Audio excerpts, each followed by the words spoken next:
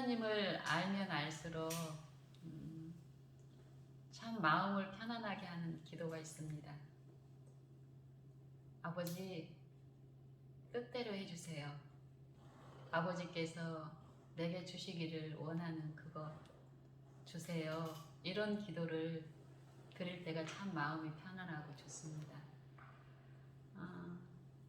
특별히 염려되는 일들이 생길 때, 근심되는 일들이 있을 때, 시련이 있을 때, 성령의 감화로 이 기도를 드릴 수 있을 때, 일의 내용하고 상관없이 나를 전적으로 하나님께 드리면서 하나님이 판단하시는 그런 부분들을 보면서 그 염려와 근심되는 어떤 그 시련들이 하나님께 마음을 드리지 않았을 때 그런 내 방법이나 내 깊은 모습대로가 아니라 하나님의 모습대로 하나님의 방법대로 이루어지는 그 일에 내가 참여했을 때 참 마음이 즐겁고 기쁜데요. 이런 기도를 제가 드리지 못할 때가 그동안의 신앙의 생활이었었는데 이전 신앙에서 하나님을 성경대로 제대로 알지 못했을 때 하나님은 제게 두려운 존재였었고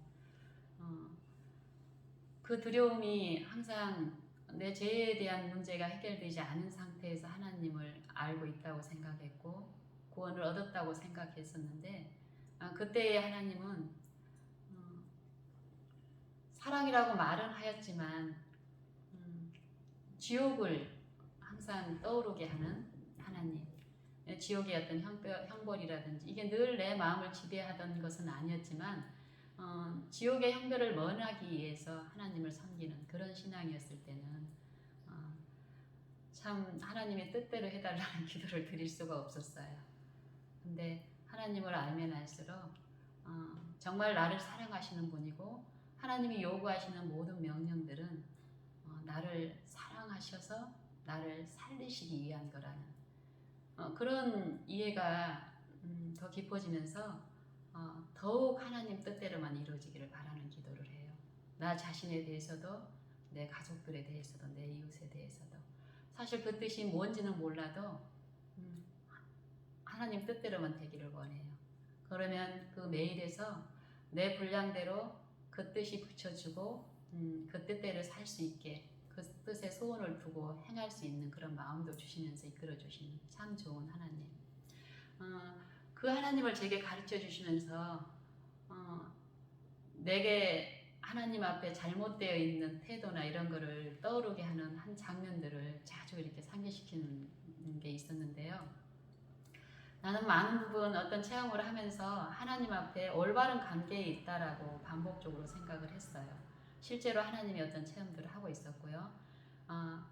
그런데 그럴 때마다 제가 아이들을 키웠을 때 어렸을 때 그 목격했던 어떤 장면들을 자꾸 떠올려 주시더라고요.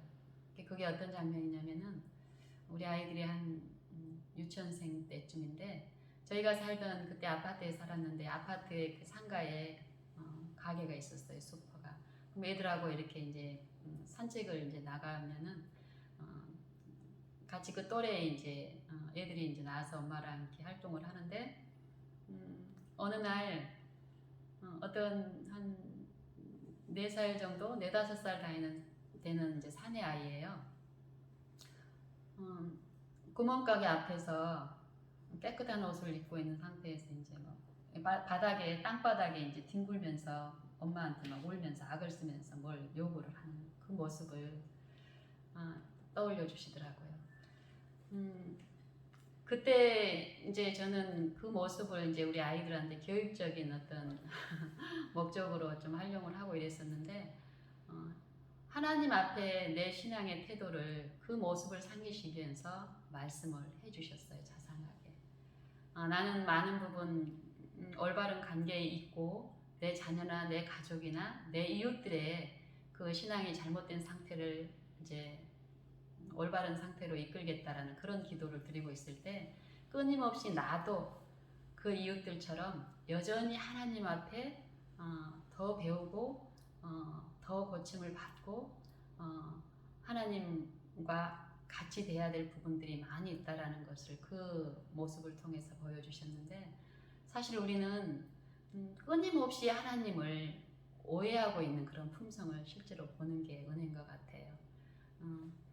하나님은 창조주시고 우리를 자기 목숨을 죽기까지 사랑하셨다라는 그 십자가의 사랑에 대한 소식을 들었는데, 그게 삶에서 체험적으로 이해가 되지 않으면 그 이론은 내게 그 사랑으로 점유하게끔 이용되는 이론이 아니라 자꾸 남을 가르치고 남을 나하고 구별해서 정죄하고 비난하고 판단하는 쪽으로 그런 이론들이 많이 적용이 되더라고요.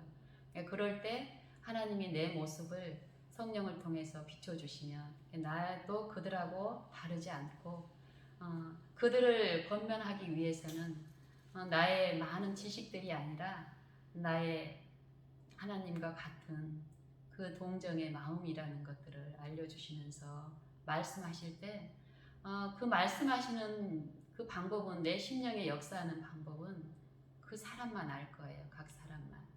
참으로 하나님다운 그런 방법으로. 사실 우리는 하나님의 방법을 참고 창조주고 능력이 크시고 뭐 이런 어떤 상상에서 어떤 특별한 방법들을 기대하고 이렇게 기도하면서도 그런 것들을 이제 뭐 상상을 할 경우가 많은데, 그런 방법대로 역사하지 않으세요. 우리 일상에서 아주 사소하고 나를 정말 깊숙이 아시는 분인 예수님은 정말 내가 알 수 있는 그런 언어로 듣기를 원할 때는 정말 들려주시더라고요. 그래서 예수님이 비춰주시는 그 부분들이 내게 목격이 됐을 때는, 그런 기도를 하게 하셨던 분은 또 깨닫게 하실 그 목적과 방법으로 하셨기 때문에 그걸 분명히 듣게 되고, 그 부분에 대해서 인정을 하고 자극할 때 내 부분들, 내가 남을 사랑할 수 없었던 부분들, 남을 비난할 수밖에 없었던 그런 근거들을 알게 하시면서 그것들을 처리하는데요. 참 신기하고 좋은 게, 사실 하나님의 방법으로 내 죄가 사함이 되고 모든 불의에서 깨끗해진 그런 체험들을 하게 되면요, 상대가 나를 억울하게 하고 나를 비난하고 나를 어떤 핍박하고 그래서 도저히 용납할 수 없는 그런 여건들이 하나도 바뀌지 않았음에도 불구하고 단지 하나님 앞에서 내 마음이 처리가 되고 내 죄가 다백이 되면서 씻겨졌는 이 마음의 새롭게 하심으로 상대의 어떤 그런 정죄라든지 비난이라든지 이런 마음이 전혀 없는 거예요.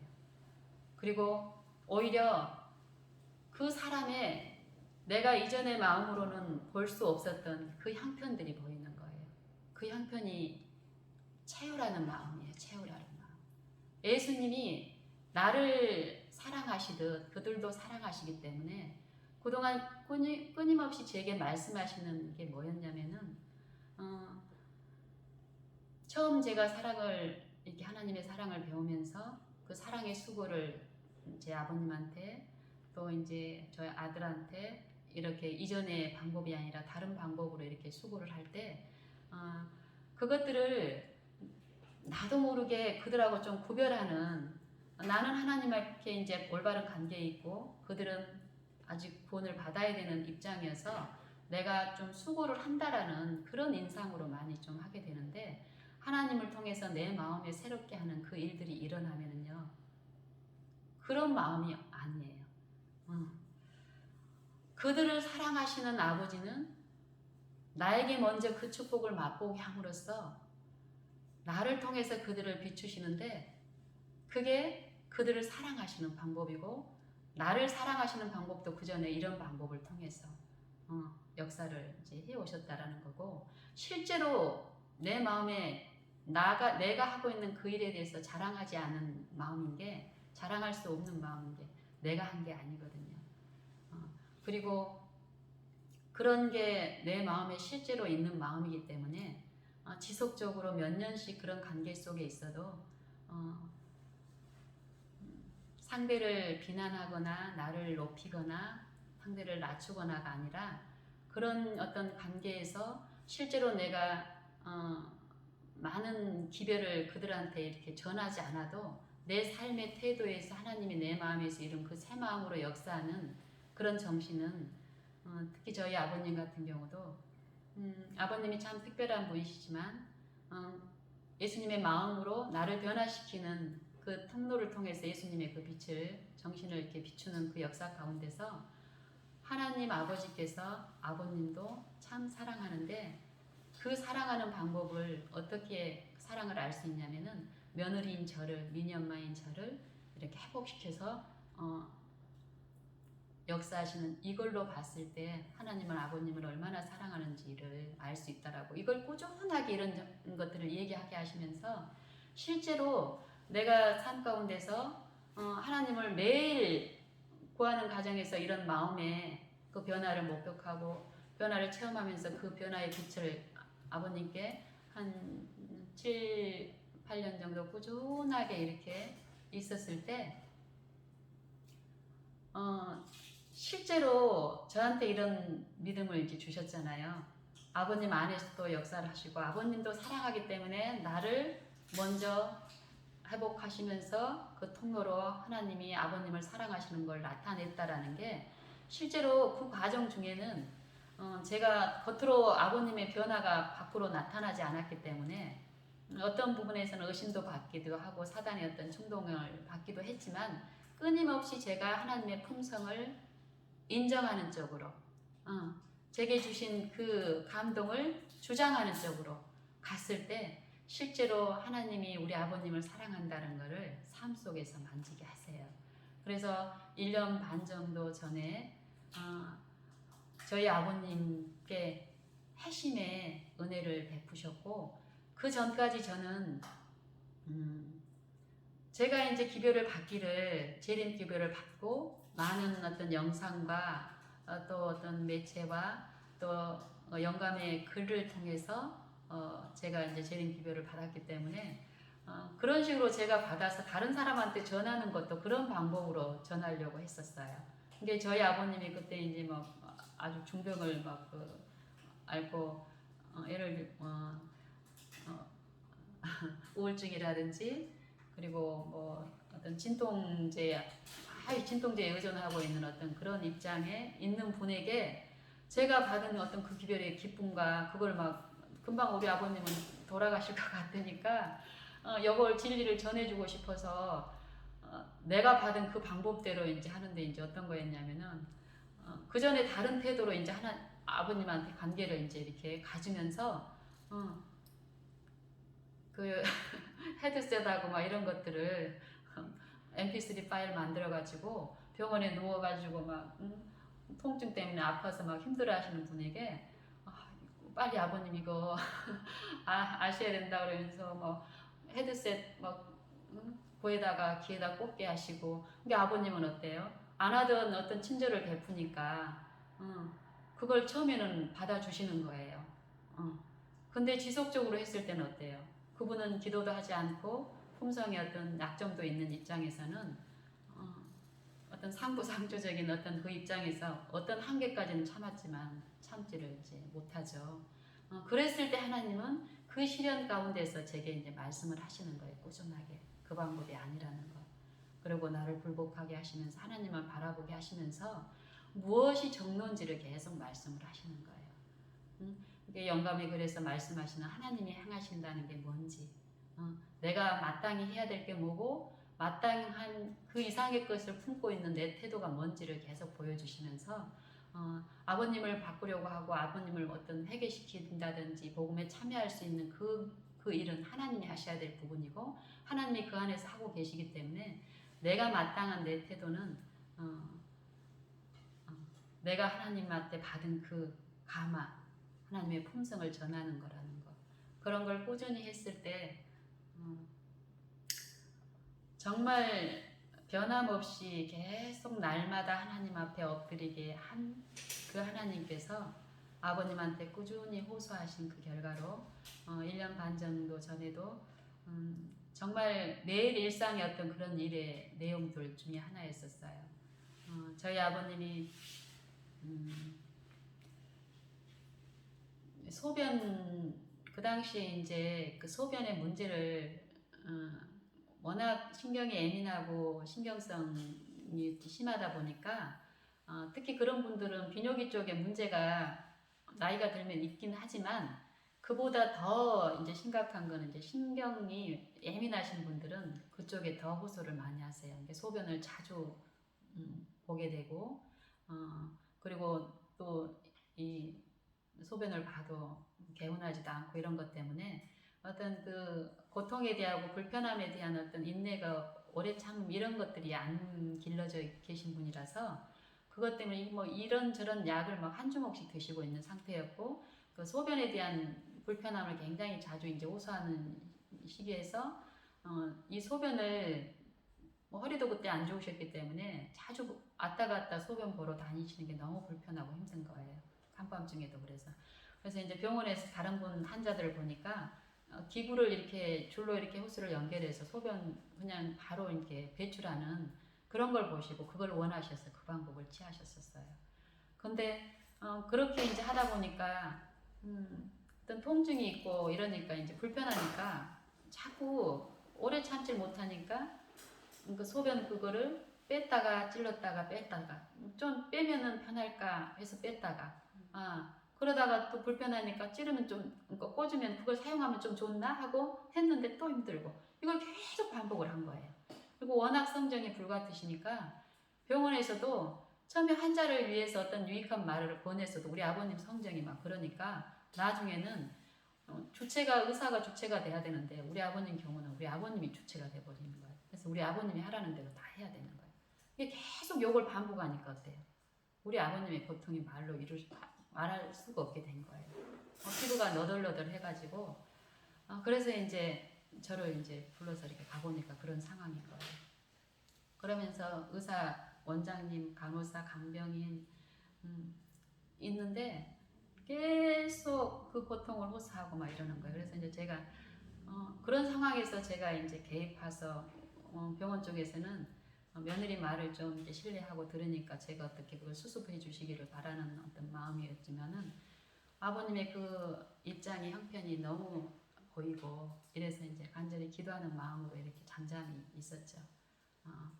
그랬더니 그러면서 이제 제가 이제 또 빼라고 막 계속 그 지시를 하더라고요. 빼고 찌르고. 그래서 너무 안타까워서 아버님 그렇게 하게 되면은 그 피부가 상처가 나서 더 힘들어져요. 이랬더니 아버님이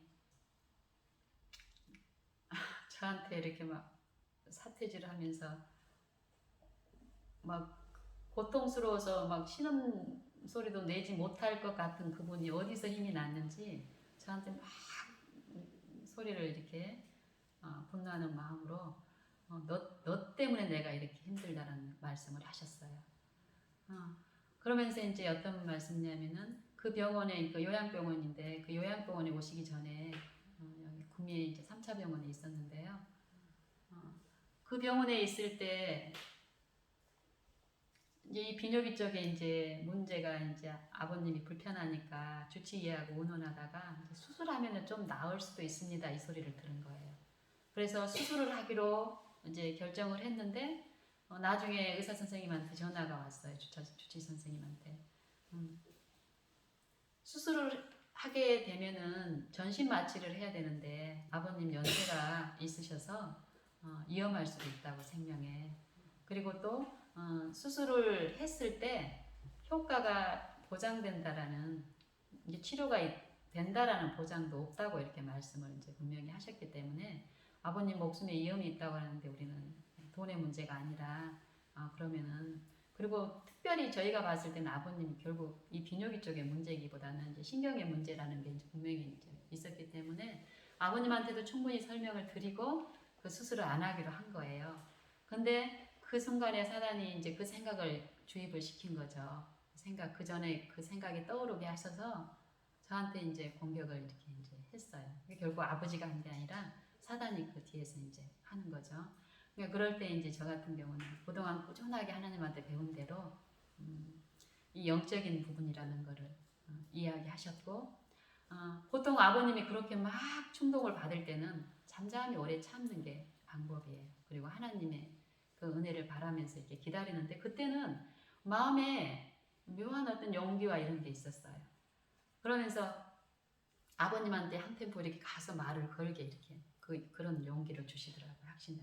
그래서 이제 아버님한테 상황을 설명을 드렸어요. 아버님 그때 주치 선생님한테 전화가 왔는데 아버님 목숨에 이게 전신 마취를 해야 되는데 전신 마취를 하게 되면 아버님 연세가 있기 때문에 깨어나지 못할 수도 있다라고 했다고. 아버님 목숨하고도 관계 있는데 어떻게 그걸 우리가 승낙을 하냐고. 그리고 그때 아버님한테 다 말씀드렸던 거예요. 이렇게 얘기했더니 아버님의 그 고통 중에는 다른 어떤 이성적인 판단이 안 되잖아요. 그 말 끝에 또 막 있는 힘을 다해서 소리를 지르면서 그러면 죽고 말지 하면서 이렇게 소리를 있는 이것. 그때 그러면 죽는다고 그랬으면 죽고 말지. 이 고통은 내가 못 참겠다. 너 때문에 수술을 못해서 이제 이런 식으로 이제 저를 공격을 하는 거예요. 근데 그럴 때 하나님이 또 마음을 주시는 거예요.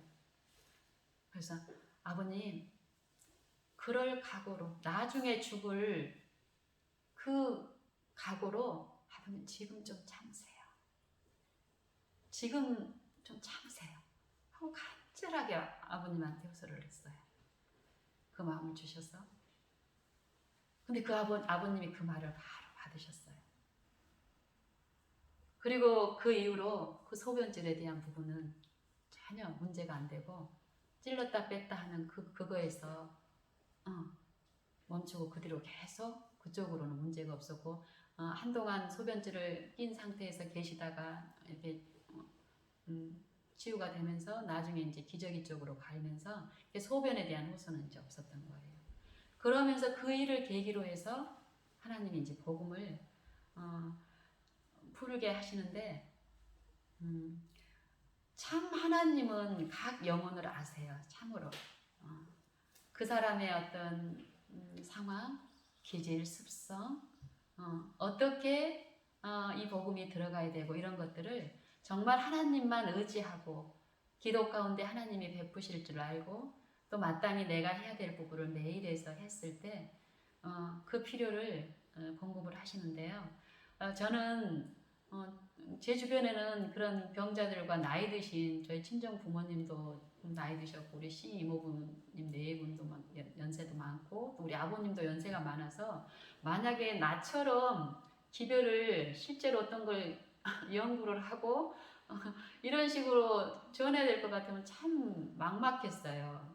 나이 드신 분한테 뭐 재림 기별, 뭐 안식일 기별, 뭐 성소 기별 뭐 이런 것들을 어떻게 해야 될지 그런 부분들이 좀 난감해서 그런 부분들을 하나님께 부탁드리면서 지혜를 구하고 계속 그렇게 있었기 때문에 근데 우리 아버님한테도 나한테 해줬던 그런 방법이 전혀 아닌 거예요. 일상이 이 사건을 통해서 창조주 예수님이 우리가 믿는 그 예수님은 창조주라는 거 그거 이제 저한테 주셨던 건강 기별들 이 천연의 그 생명소들 있잖아요. 산소와 햇빛과 물에 대한 그것들을 그 시간에 나누게 하시면서 그 복음을 이제 들어가게 하는데 스폰지처럼 받아들이는 거예요. 바로 또 안식일에 대한 부분도 11조에 대한 부분도 그리고 우리 아버님이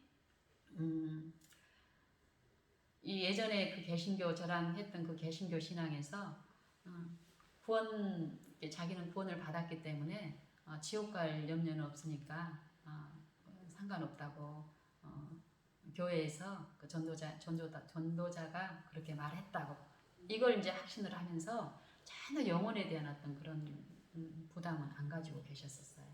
그런데 이제 고린도전서 13장을 통해서 이제 복음을 풀게 하시더라고요.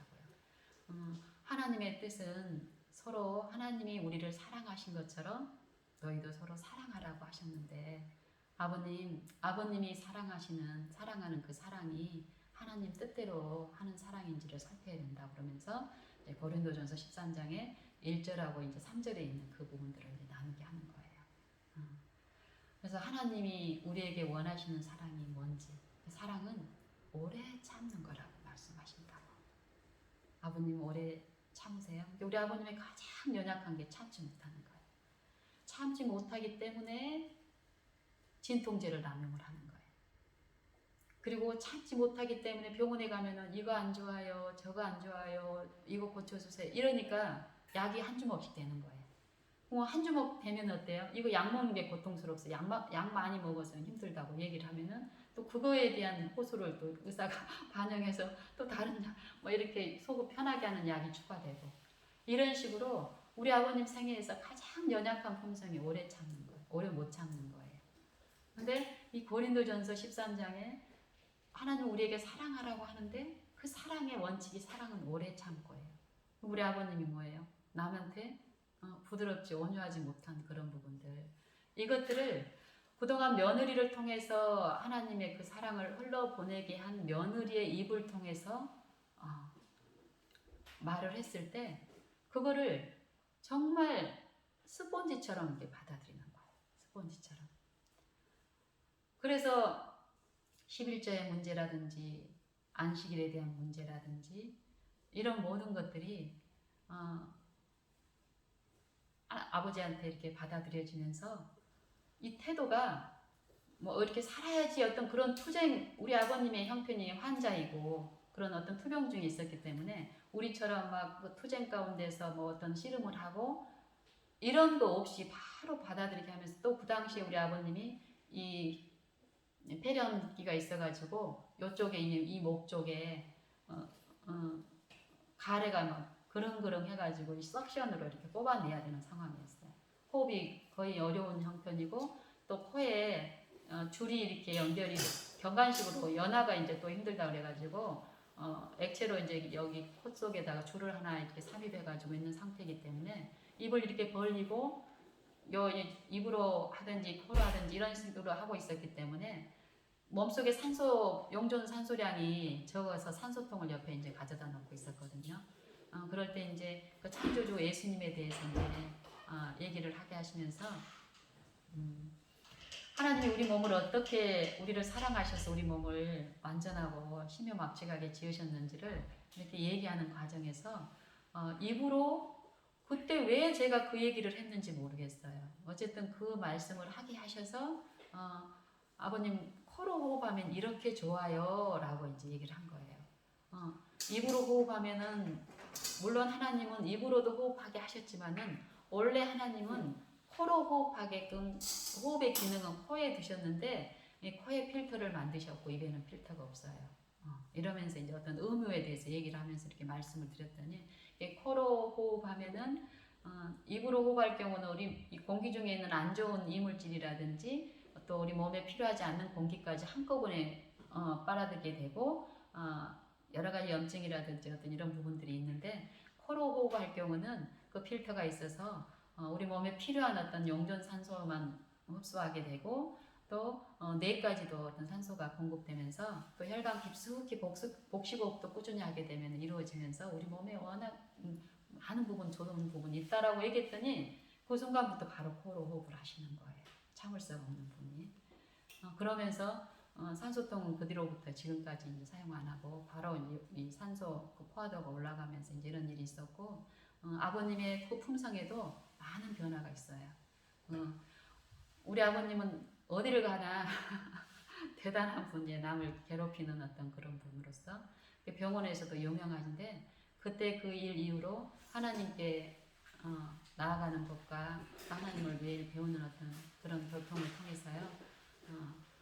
주변에게 많은 이제 감화를 끼치고 있고 또 여전히 연약하기 때문에 지금도 계속 어떤 투쟁이 있고 이럴 때 하나님은 우리에게 완전한 거를 요구하고 완전한 상태로 살게 하시는 게 목적이 아니라 우리의 부족, 하나님 없이 우리의 부족한 형편을 보게 하시면서 그 부족을 하나님 안에서 하나님의 방법대로 하나님의 것으로 채워주시는 그런 하나님이라는 걸 배우면서 어려움이 있을 때마다 며느리와 아들과 이렇게 교통하면서 겉으로 나타나는 육신의 어떤 어려움들이지만은 우리의 삶에서는 육신의 어려움으로 관가시킬 그런 시련들은 하나도 없더라고요.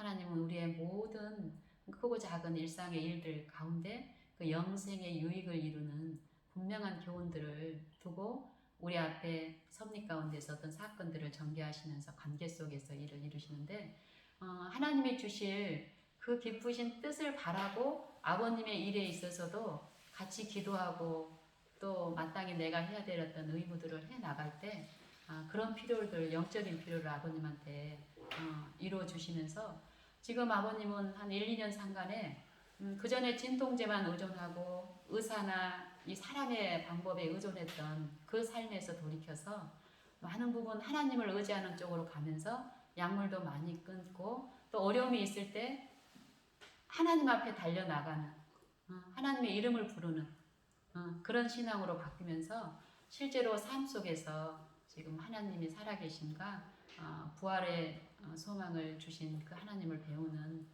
그런 은혜를 지금 나누고 있습니다. 이렇듯 하나님은 모든 각 사람들 안에서 역사하시면서 하나님 안에 있는 의의 생명, 그 의의 생명은 우리는 죄로부터 구원을 받기를 원하고 또 죄를 승리하는 삶을 살기를 원하는데 우리가 그 의의 생명을 소유할 때 우리는 그 일들을 체험 가운데 이룰 수 있고 하나님의 은혜로 하는데 그거를 얻기 위해서는 우리에게 한꺼번에 지금 주신 게 아니고 우리 안에 그게 다 이루어진 사람들은 없을 거예요. 근데 그 매일에서 그 의에 참여할 수 있는 일들을 각 사람들 안에서 이루고 계시는데 우리가 그 의를 바라는 마음으로 하나님 앞에 엎드리고 모든 관계의 어려움 가운데 하나님께 구할 때에 하나님은 우리 안에서 차등 없이 그 일을 베풀어 주신다는 겁니다. 그래서 하나님은 우리의 좋은 것을 원할 때보다도 하나님이 주시기를 기뻐하시는 그것을 사모하기를 바라고 그것을 구할 때 성령을 통해서 그 뜻이 무엇인지 하나씩 하나씩 가르쳐 주시고 또 우리 안에 역사하는 죄가 어떤 일을 한다는 것도 우리 삶 속에서 깨우쳐 주시고 그 죄가 죄의 어떤 결과의 그 슬픔들을 의라는 부분을 제시하시면서 그 십자가의 사랑을 우리에게 나타내시면서 죄 가운데 누릴 수 없었던 가족 간의 화평, 이웃 간의 화목을 그 의를 체험하게 하심으로써 이루어 주시는 참 좋으신 하나님 아버지. 그 아버지를 누구나가 모실 수 있는 그 축복이 우리 모두에게 주어져 있습니다. 우리 다 같이 그런 하나님을 구하고 그 하나님을 배우며 하늘까지 가게 되기를 원합니다. 이상입니다.